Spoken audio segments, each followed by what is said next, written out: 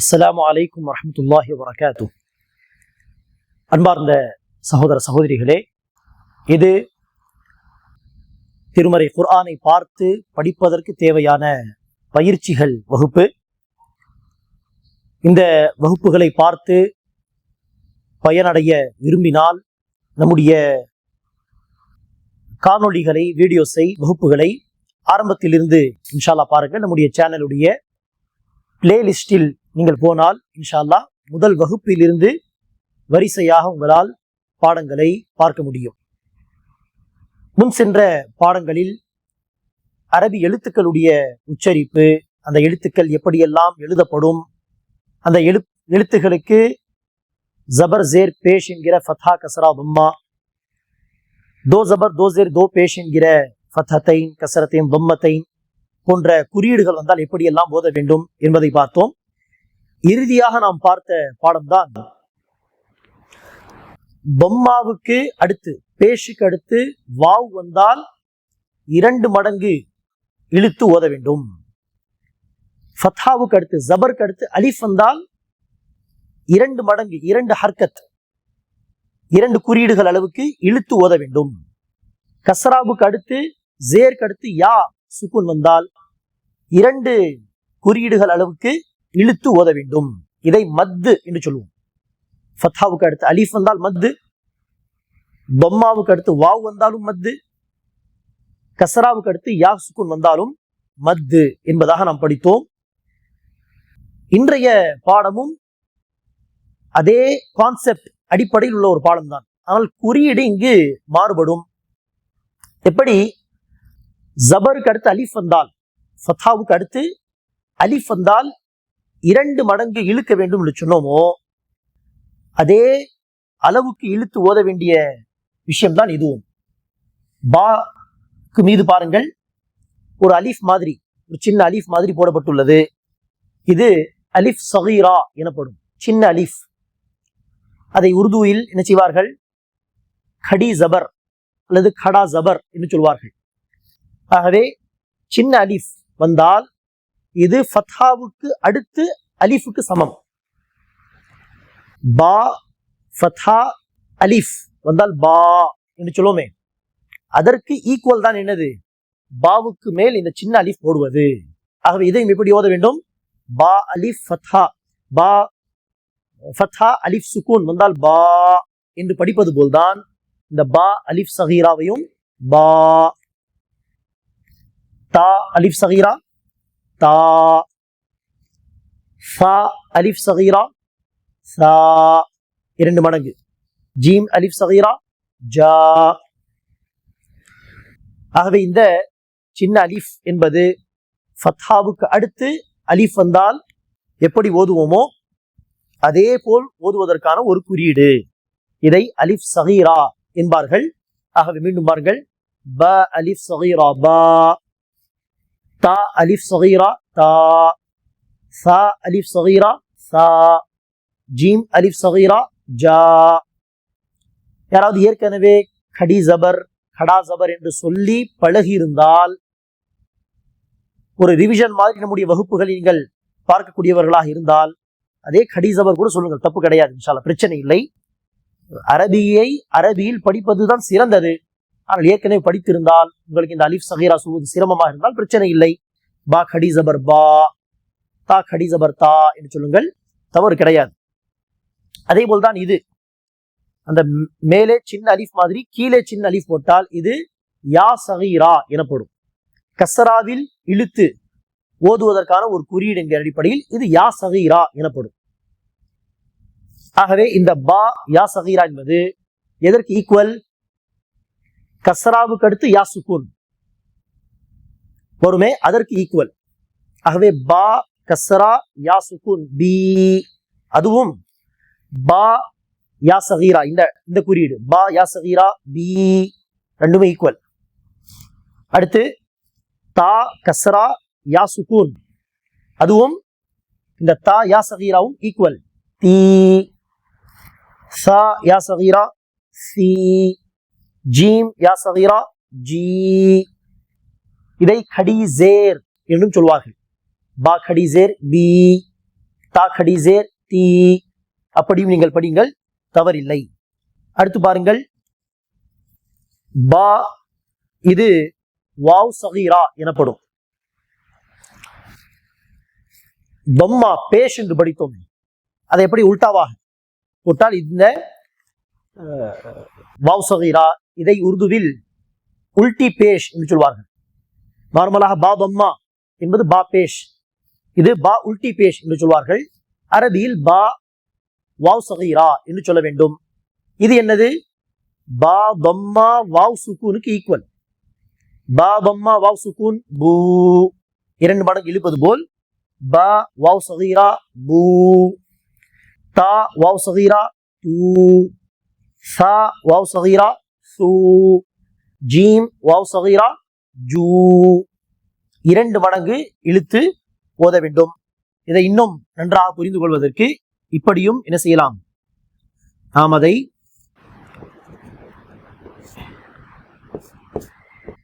எழுதலாம். இதுவும் இதுவும் ஈக்குவல் என்பதை புரிந்து கொள்வதற்கு. அதே போல் பாருங்கள்,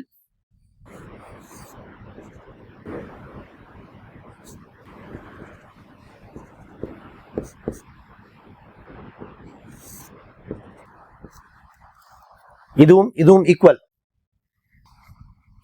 அடுத்து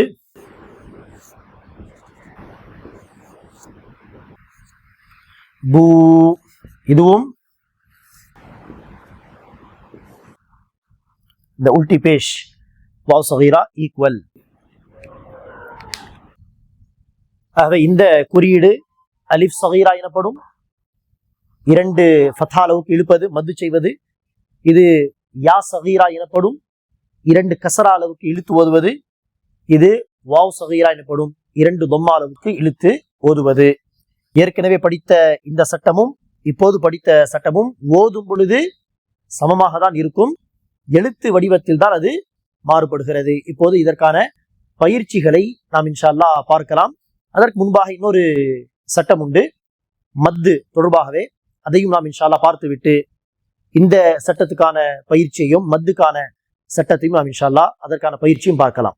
2 ஹர்கத் அளவுக்கு 2 குறியீடு அளவுக்கு இழுத்து ஓதக்கூடிய மத்து செய்யக்கூடிய சட்டத்தை பார்த்தோம். அதையும் தாண்டி 4 ஹர்கத் அளவுக்கு, 4 குறியீடு அளவுக்கு அல்லது 6 குறியீடு அளவுக்கு இழுத்து ஓதக்கூடிய அந்த மத்துடைய சட்டம் தான் இந்த அடையாளங்கள் கொண்டது. நீங்க பாருங்கள், பா ஃபதா அலிஃப், அதே மத்து தான் இல்லையா? அதை இன்னும் இழுத்து ஓத வேண்டும் என்பதற்கான ஒரு குறியீடு தான் இந்த குறியீடு, இந்த அடையாளம். இது வந்தால் 4 அலிஃப் அளவுக்கு என்ன செய்யுங்கள், இழுத்து ஓதுங்கள். பா பா 4 அலிஃப் அளவுக்கு. தா சா ஜா, சரியா? ஃபத்ஹா அலிஃப் ஓடு சேர்த்து இந்த குறியீடு, இந்த மத்துடைய அடையாளம் இது வந்தால் இழுத்து ஓத வேண்டும். அதே போல்தான் பாருங்கள், பா பம்மா வாவ் சுக்கூன், அதுவே மத்துதான் பூ. அதில் இந்த அடையாளம் போடப்பட்டிருந்தால் இன்னும் 4 குறியீடு அளவுக்கு அதை இழுத்து ஓத வேண்டும், மத்து செய்ய வேண்டும். ஆகவே பூ தூ சூ ஜூ. அதே போல்தான் கசராவிலும் பா கசராக்கு அடுத்து யா சுக்கூன், யா சுக்கூனுக்கு மேல் இந்த மத்து, அந்த மத்து கீழே எல்லாம் வராது, மேலேதான் போடப்பட்டிருக்கும். ஆனால் ஹர்கத்தை பார்த்து கசராவில் இழுக்க வேண்டும். ஆகவே இப்படி பா கசரா யா சுக்கூனோடு இந்த மத்து வந்தால் பி டி சி, இப்படி இழுத்து ஓத வேண்டும். ஆகவே இந்த அடையாளம் மத்துடைய அடையாளமாகும். அதே போல் குர்ஆனில் ஆங்காங்கே இன்னொரு அடையாளத்தையும் பார்க்கலாம். இந்த வடிவத்தில் இருக்கும்.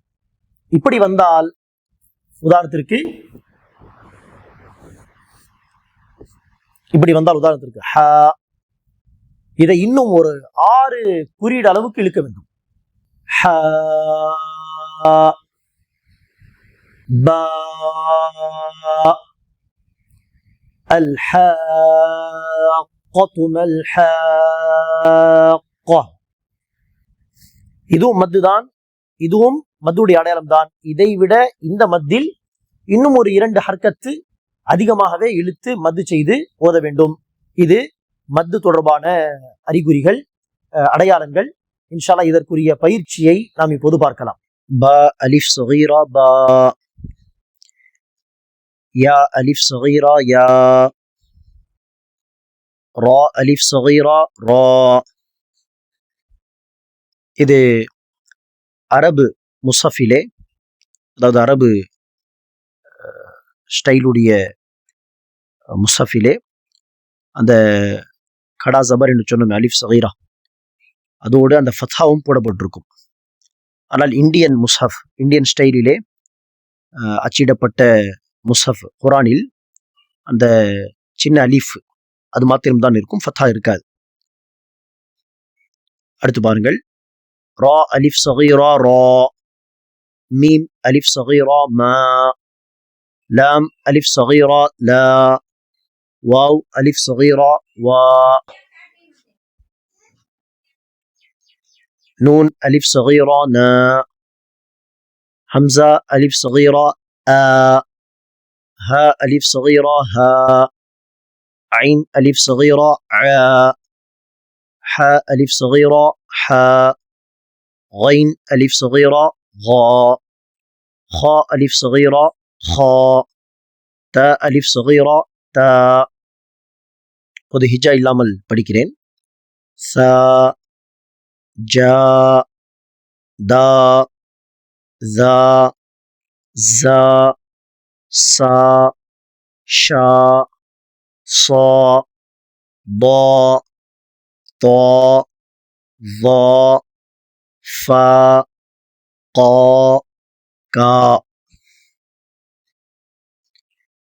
அடுத்ததாக அன்பானவர்களே, இந்த யா ஸகீரா பொறுத்தவரையில், அதாவது கடிசேர் என்று சொன்னோமே, அது பொறுத்தவரையில் நாம் பாடத்தில் ஆரம்பத்தில் சொன்னது அந்த இந்தியன் முஸஃபுடைய ஸ்டைல் படி எழுதப்படும் குறியீடு தான் நாம் பேசினோம்.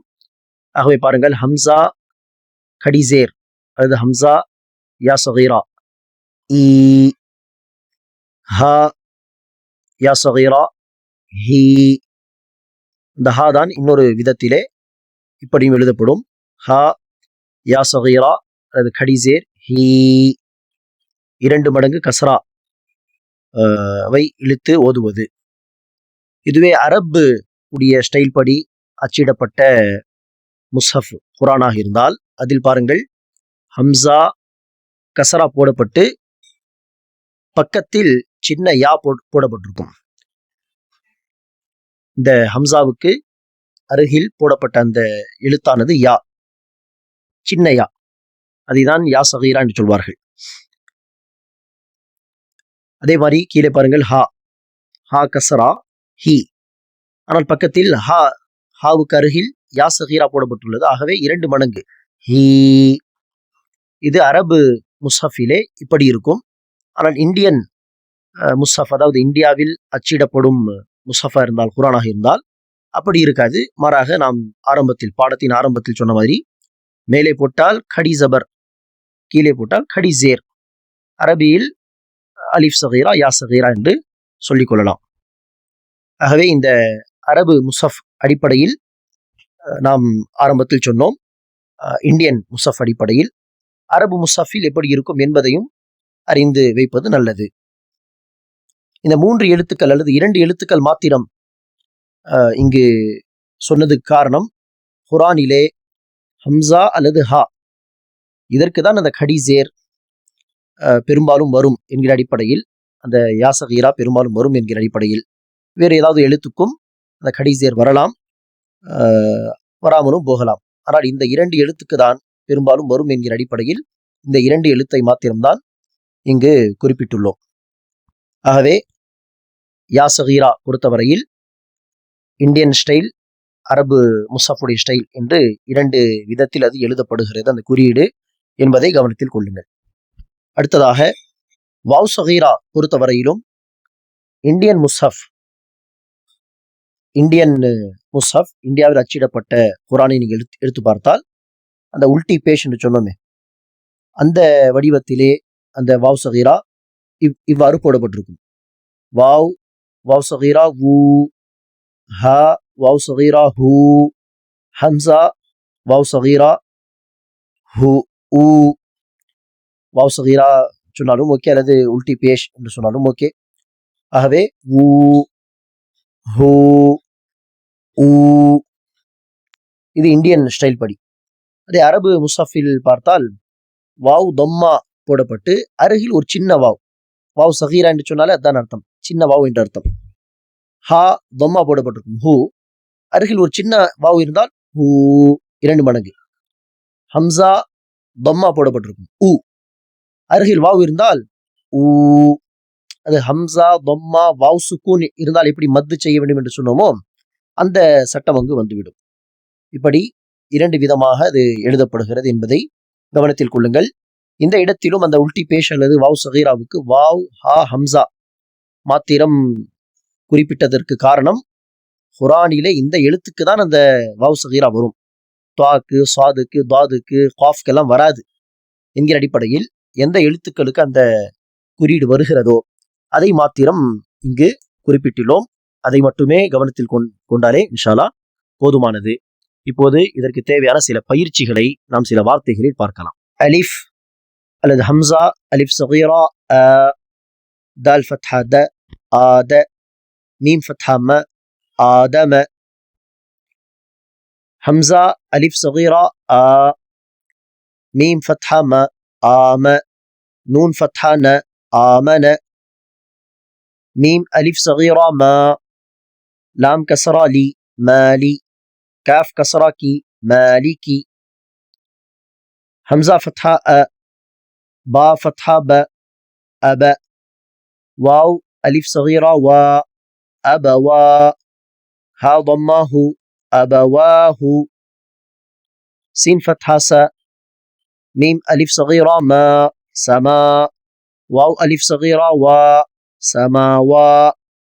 تا كسرتي سماواتي. غين ألف صغيرة غا، واو كسرة يا سكون وي، غاوي. نون فتحة ن، غاوين. அடுத்து ஹிஜ்ஜை இல்லாமல் சொல்கிறேன். யா சாலிஹு, யா சாலிஹு. இலாஹுனா, இலாஹுனா. ஹாதா கிதாபு ரிசாலாத்தி, ذلك ذلك. அடுத்து யா சகீரா அல்லது உல்டி கடி ஜேருக்கான உதாரணங்கள். ஹம்சா யா சகீரா ஈ, லாம் அலிஃப் சகீரா லா ஈலா, ஃபா கஸ்ரா ஃபி ஈலாஃபி, பா கஸ்ரா பி. ها يا صغيرة هي به، عين كسرة عي، با فتحة ألف سكون با عبا، دال كسرة دي عبادي. ها يا صغيرة هي عباده، را ضمة رو، سين ضمة سو رسو، لام كسرة لي رسولي. ها يا صغيرة هي رسوله. نون ضمة واو سكون نو، را كسرة ري نوري. ها يا صغيرة هي نوره. واو فتحة و، قاف كسرة يا سكون قي وقي، لام كسرة لي وقيلي. ها يا صغيرة هي وقيله. خذ هجي இல்லாமல் படிக்கிறேன். هذه بكلماته، بكلماته.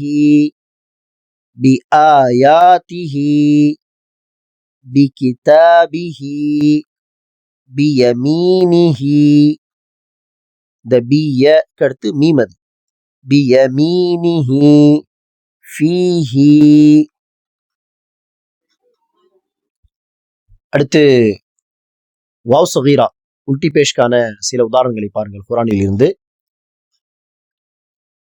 அல் மௌஊதது அல் மௌஊதது. ஆரம்பத்தில் ஹம்சாவுக்கு ஹர்கத் இல்லை, ஆனால் அங்கு ஃபத்தா தான் போட்டு படிக்க வேண்டும். ஹம்சா ஃபத்தா, லாம் சுக்கூன் அல், மீம் ஃபத்தா, மீம் வாவ் சுக்கூன் மௌ, அல் மௌ. இன்ஷா அல்லாஹ் இது தொடர்பான ஒரு சட்டம் அடுத்த பாடத்திலும் வரும். ஆனால் இங்கு நீங்கள் அந்த ஹம்சாக்கு உள்ள அந்த உல்டி பேஷ், அதாவது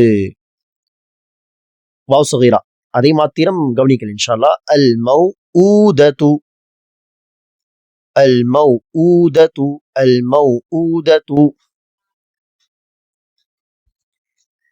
ரா கஸ்ரா ரி, சீன் ஃபத்ஹா, அலிஃப் சுக்கூன் சா ரிசா, லாம் ஃபத்ஹா ல ரிசால, தா ஃபத்ஹா த ரிசாலத, ஹா வாவ் சகீரா ஹூ, ஹா உல்டி பேஷ் ஹூ, ரிசாலதஹு ரிசாலதஹு. தால் ஃபத்ஹா, அலிஃப் சுக்கூன் தா, வாவ் வாவ் சகீரா வு, தாவு, தால் ஃபத்ஹா த தாவூத. இந்த பயிற்சிகளை ஒன்றுக்கு பல முறை, குறைந்தது 5 தடவை இன்ஷா அல்லாஹ் வாய்விட்டு சப்தமாக படித்து பயிற்சி எடுத்து பாருங்கள். இன்ஷா அல்லாஹ் நம்முடைய அடுத்த வகுப்பில் வேறு ஒரு புதிய சட்டத்தோடு நாம் மீண்டும் சந்திக்கலாம். அஸ்ஸலாமு அலைக்கும் வரஹ்மத்துல்லாஹி வபரகாத்துஹு.